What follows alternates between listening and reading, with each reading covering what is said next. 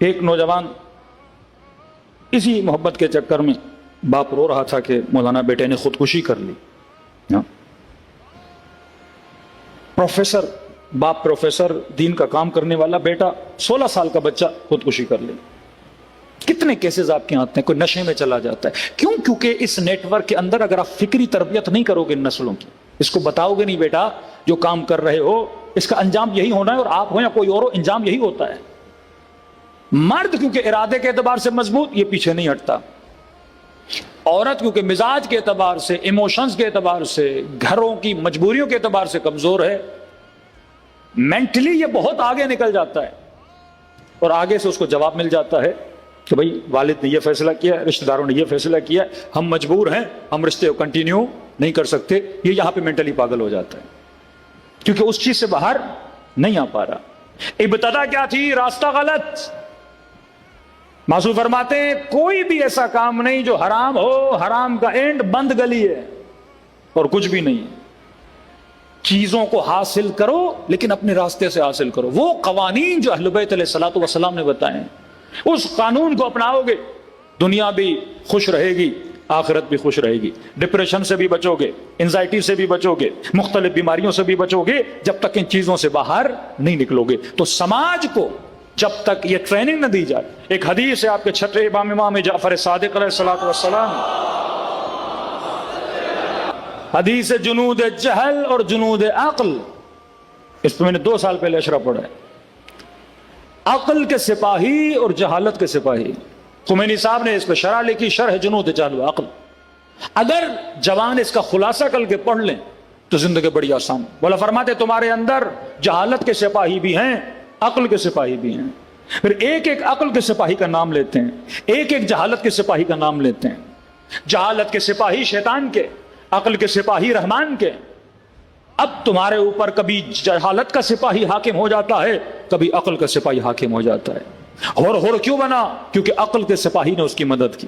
قاضی شرح کیوں بنا؟ کیونکہ جہالت کے سپاہی نے اسے قاضی شرح بنا دیا. یہ لالچ، یہ حسد، یہ بغض، یہ غلط راہ و روی پہ جانا، یہ کھارے کس کے سپاہی ہیں؟ جہالت کے سپاہی ہیں. ہمت، حوصلہ، حلم، تقوی، صبر، زبان پہ کنٹرول کرنا، آنکھوں پہ کنٹرول کرنا، شکم پہ کنٹرول کرنا، یہ طاقت کس کی ہے؟ یہ عقل کے سپاہیوں کی طاقت ہے. روزہ آپ کو کیا سکھاتا ہے؟ 24 گھنٹہ جب روزہ رکھتے ہیں یہ سکھاتا ہے کہ اگر میں شکم پہ کنٹرول کر سکتا ہوں تو آنکھوں پہ بھی کنٹرول کر سکتا ہوں. اور روزہ آپ کے ول پاور کو مضبوط کرتا ہے. جس طرح آپ باڈی بلڈنگ کرتے ہو، ریپیٹڈلی ایک ڈمبل کو اٹھا کے ورزش کرتے ہو تو آپ کے مسلز بنتے ہیں. اسی طرح جب ریپیٹڈلی ایک کام کو کرتے ہو تو آپ کے برین کے اندر مسلز بنتے ہیں اور آپ کا ول پاور کیا ہوتا ہے؟ مضبوط ہوتا ہے. یزید کا مقابلہ وہی کر سکتا ہے جس کا ول پاور مضبوط ہو. اسرائیل کا مقابلہ وہی کر سکتا ہے جس کا ول پاور مضبوط ہو. المؤمن کا جبل الراسخ، مومن کی مثال ایک مضبوط ترین پہاڑ کی طرح ہے. کہ مولا نے پہاڑ کیوں کہا؟ کیونکہ پہاڑ 3 گنا زمین کے اندر ہوتا ہے، 1 گنا زمین کے باہر ہوتا ہے. تبھی دنیا کے زلزلے اس کو ہلا نہیں سکتے. اگر انٹرنلی تو مضبوط ہے تو باہر بھی مضبوط ہوگا، اگر انٹرنلی کمزور ہے تو باہر بھی کمزور ہوگا. تو مکتب اہل بیت آپ کے برین کو مضبوط کر دیتا ہے. یہ نیٹ ورک آپ کے وجود میں اتحاد، محبت، علم اور تقوی کو پیدا کرتا ہے اور آپ کو صحیح راستہ دکھاتا ہے.